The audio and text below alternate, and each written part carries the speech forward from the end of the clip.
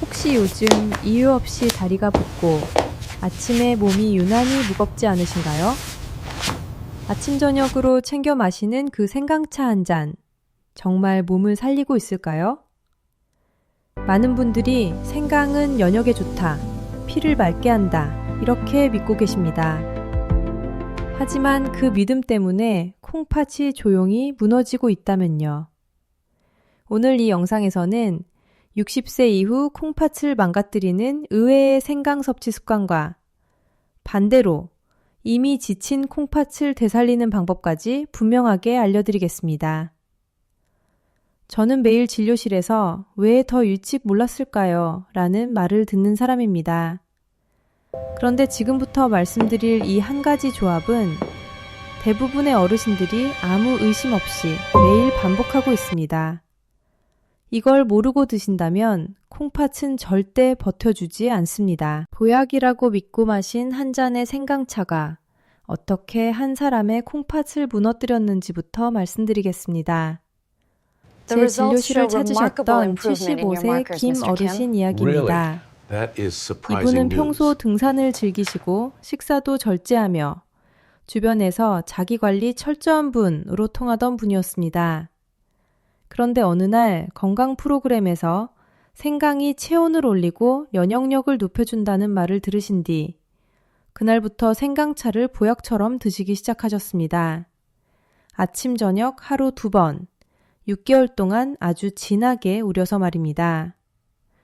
처음에는 몸이 따뜻해지고 소화도 잘 되는 것 같아 역시 몸은 정직하다고 생각하셨다고 합니다. 하지만 시간이 지나면서 이상한 변화가 시작됐습니다. 얼굴이 푸석해지고 다리는 손가락으로 누르면 자국이 남을 만큼 붓기 시작했고 무엇보다 기운이 없어 일상생활이 힘들어졌다고 하셨습니다. 정밀 검사를 해보니 결과는 충격적이었습니다. 콩팥 기능을 나타내는 수치가 45, 정상의 절반 수준이었습니다. 불과 6개월 전까지만 해도 문제가 없던 콩팥이 만성 콩팥병 3단계 진단을 받은 것입니다. 여기서 중요한 사실이 하나 있습니다. 생강 자체가 나쁜 것이 아니었다는 점입니다. 문제는 어떤 몸 상태에서 어떤 방식으로 먹었느냐였습니다. 나이가 들수록 콩팥은 조용히 약해집니다. 겉으로는 아무 신호도 보내지 않습니다. 그런데 여기에 생강을 잘못된 습관으로 계속 밀어넣으면 노화된 콩팥은 감당하지 못하는 과부하를 받게 됩니다. 김 어르신의 콩팥을 직접 공격한 것은 생강이 아니라 생강과 함께 반복되던 일상의 습관들이었습니다. 그래서 오늘 이 시간에는 콩팥을 지키기 위해 반드시 알아야 할 아주 중요한 이야기들을 차근차근 풀어드리려고 합니다. 많은 분들이 설마 나도? 라고 생각하는 바로 그 지점에서 문제가 시작되기 때문입니다. 여기서 여러분이 꼭 이해하셔야 할 콩팥의 진짜 모습이 있습니다.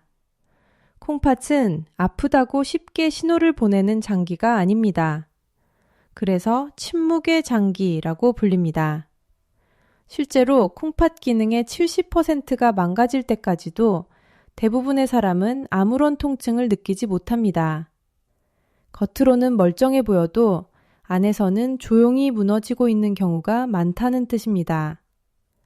특히 60세를 넘어서면 콩팥은 자연스러운 노화 과정을 겪습니다. 의학적으로는 내년 약 1%씩 기능이 감소한다고 보시면 됩니다. 젊을 때는 아무 문제 없던 생활 습관도 이 시기부터는 전혀 다른 결과를 만들어냅니다. 콩팥을 정수기 필터에 비유해 보겠습니다. 새 필터는 물을 조금 거칠게 써도 버텨냅니다. 하지만 오래된 필터는 작은 자극에도 금세 손상됩니다. 노화된 콩팥도 마찬가지입니다. 여과 기능이 떨어진 상태에서는 혈류의 변화, 수분 부족, 자극적인 성분에 훨씬 민감해집니다. 바로 이 지점에서 생강이 문제가 될 수 있습니다. 생강은 몸을 덮이고 혈액순환을 빠르게 만드는 강한 성질을 가지고 있습니다. 젊고 건강한 몸에서는 약이 될 수 있지만 이미 지친 콩팥에게는 부담이 됩니다. 많은 분들이 자연식품인데 괜찮겠지? 라고 생각합니다. 하지만 자연이라는 이유만으로 안전한 것은 아닙니다. 특히 나이 든 콩팥에게는 강한 자연의 힘이 오히려 독처럼 작용할 수 있습니다. 문제는 대부분의 분들이 이 사실을 너무 늦게 알게 된다는 것입니다. 김 어르신 역시 그랬습니다. 겉으로 드러난 증상이 나타났을 때는 이미 콩팥 기능이 절반 가까이 사라진 뒤였습니다. 이제부터는 김 어르신의 콩팥을 가장 먼저 무너뜨렸던, 그리고 지금 이 순간에도 많은 분들이 아무 생각 없이 반복하고 있는 위험한 조합부터 말씀드리겠습니다. 첫 번째는 바로 생강차를 마시면서 커피나 에너지 음료 같은 카페인을 함께 섭취하는 습관입니다. 아침에 생강차 한 잔, 그리고 바로 커피 한 잔, 혹은 생강차를 마신 뒤 졸릴까봐 에너지 음료를 곁들이는 분들도 계십니다. 하지만 이 조합은 콩팥 입장에서 보면 최악입니다. 생강의 핵심 성분인 진저롤은 혈관을 확장시켜 혈액이 빠르게 돌도록 만듭니다.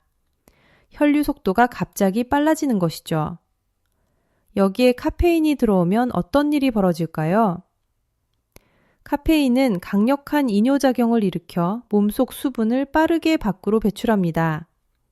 즉, 피는 빠르게 돌아야 하는데 정작 콩팥을 보호해줄 물은 점점 부족해지는 상황이 됩니다. 콩팥은 혈액을 걸러주는 정수기 필터와 같아서 항상 적당한 양의 물이 흘러야 손상되지 않습니다. 하지만 수분이 말라있는 상태에서 생강 때문에 혈류만 빨라지면 콩팥의 미세한 필터인 사구체에 극심한 마찰과 압박이 가해집니다. 이는 물이 하나도 없는 세탁기를 최고 속도로 돌리는 것과 같은 상황입니다. 이런 자극이 하루 이틀이 아니라 반복되면 콩팥 필터는 화상을 입듯 손상되고 기능은 눈에 띄게 떨어지게 됩니다. 무서운 점은 이 과정이 전혀 아프지 않다는 것입니다. 아무 느낌 없이 진행되기 때문에 많은 분들이 괜찮겠지 하고 습관을 계속 유지합니다.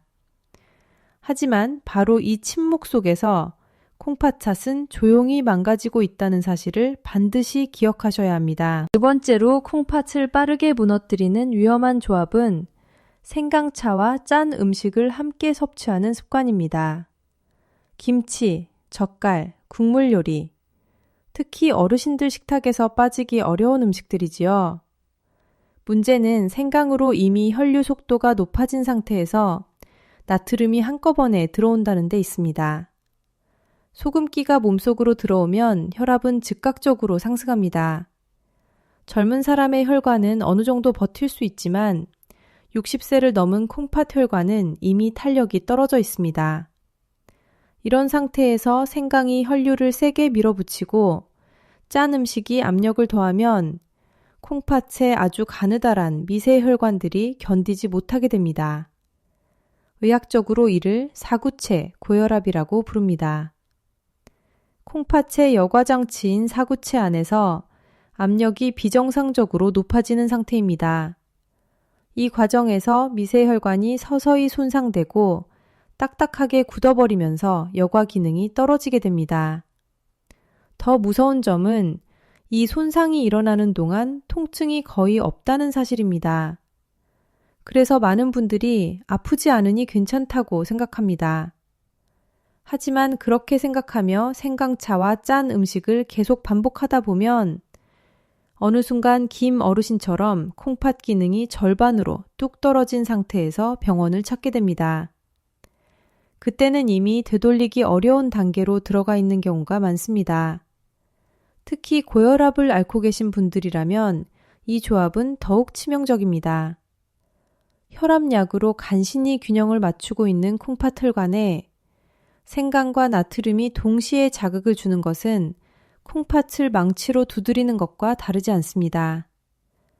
이 습관 하나만 바꾸지 않아도 콩팥의 수명은 크게 달라질 수 있습니다. 세 번째로 반드시 피하셔야 할 최악의 조합은 생강차에 단맛을 더하는 습관입니다. 설탕, 꿀, 조청. 입에는 부드럽고 달콤하지만 콩팥에는 가장 끈적하고 무거운 찌꺼기를 남깁니다.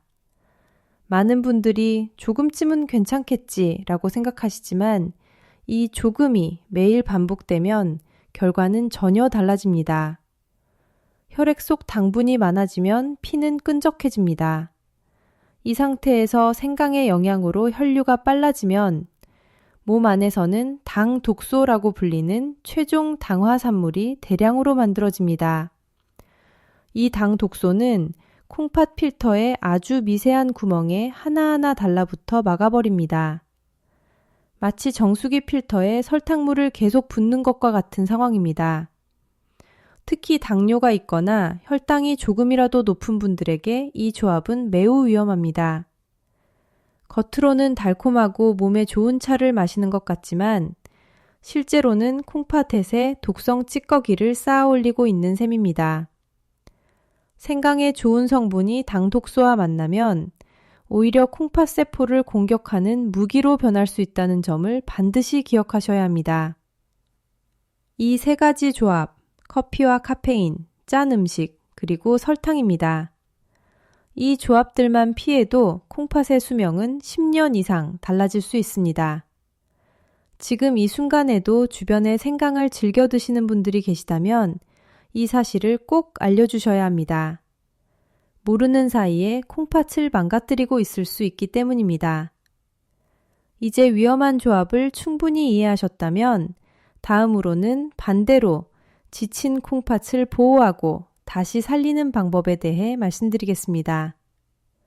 같은 생강이라도 함께하는 재료에 따라 전혀 다른 결과를 만들 수 있습니다. 앞서 콩팥을 무너뜨리는 조합들을 보셨다면 이제부터는 반대로 생강을 콩팥의 적이 아니라 든든한 편으로 만드는 방법을 알려드리겠습니다.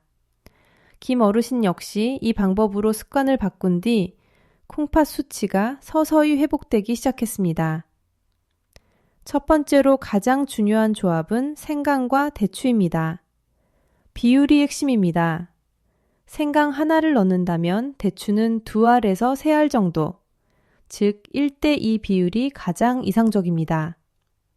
생강은 성질이 뜨거워 몸의 수분을 빠르게 소모시키는 반면 대추는 몸에 필요한 진액과 수분을 보충해주는 역할을 합니다.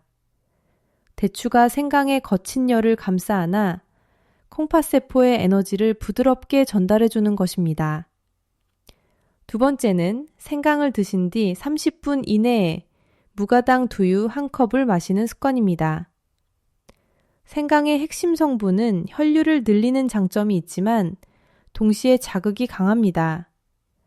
이 자극이 그대로 콩팥세포에 전달되면 부담이 될 수 있습니다. 이때 두유 속 식물성 단백질이 콩팥세포 표면을 얇게 감싸 보호막 역할을 해줍니다. 특히 60세 이후에는 단백질이 부족해지기 쉬운데 무가당 두유는 소화 부담 없이 콩팥을 보호하며 필요한 영양을 채워주는 좋은 선택입니다. 세 번째는 생강에 계피를 소량 더하는 방법입니다. 평소 다리가 잘 붓거나 소변이 시원하지 않은 분들에게 특히 도움이 됩니다. 생강이 몸을 데운다면 계피는 그 따뜻한 기운을 하체 깊숙이 오래 유지시켜줍니다. 두 가지가 함께 작용하면 하체 혈액순환이 개선되고 콩팥으로 가는 혈류가 안정적으로 늘어나면서 여과 기능이 자연스럽게 좋아집니다. 같은 생강이라도 어떻게 먹느냐에 따라 콩팥을 녹이는 독이 될 수도, 지친 콩팥을 보호하는 방패가 될 수도 있습니다. 이 차이는 생각보다 아주 사소한 선택에서 시작됩니다. 여기서 제가 꼭 짚고 넘어가야 할 아주 중요한 주의사항이 하나 있습니다. 바로 약을 드시고 계신 분들입니다. 이 부분을 모르고 생강을 드시면 지금까지 말씀드린 좋은 방법들조차도 오히려 위험이 될 수 있습니다. 먼저 아스피린이나 와파린처럼 피를 묽게 만드는 혈전용 해제를 드시는 분들입니다.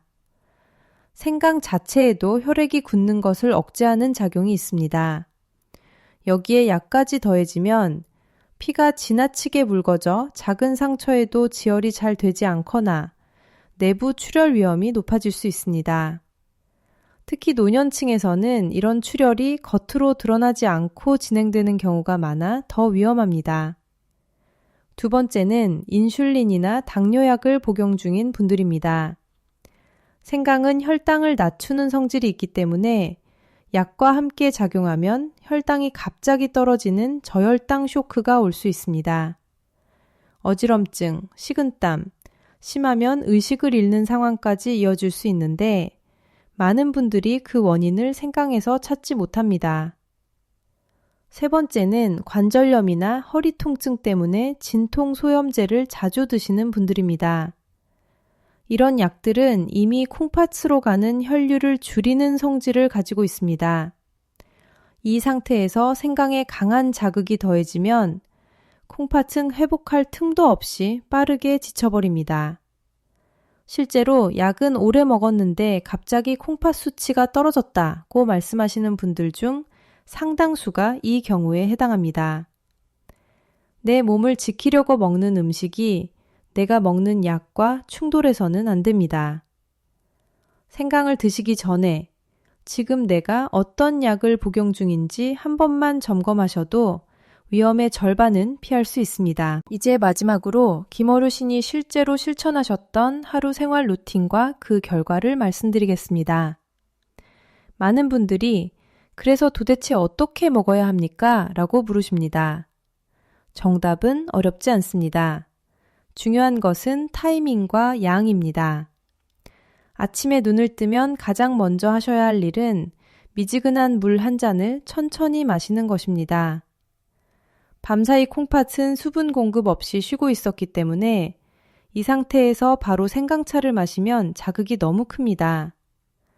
물로 먼저 콩팥을 깨워주고 약 30분 뒤에 생강 대추차를 200ml 정도만 따뜻하게 드시는 것이 가장 안전합니다.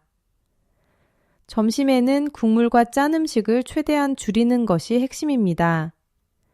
김어르신도 국물은 과감히 남기셨고 김치는 물에 살짝 헹궈 드셨습니다.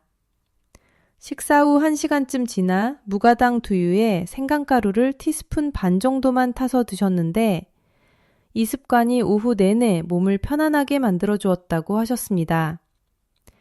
가장 중요한 규칙은 저녁 6시 이후에는 생강을 절대 드시지 않는 것입니다. 밤은 콩팥이 쉬고 회복해야 할 시간입니다. 이때 생강이 혈류를 계속 자극하면 콩팥의 노화는 더 빨라집니다. 실제로 밤에 생강차를 마시고 잠을 설치는 분들이 많은데 이것은 몸이 보내는 분명한 경고 신호입니다.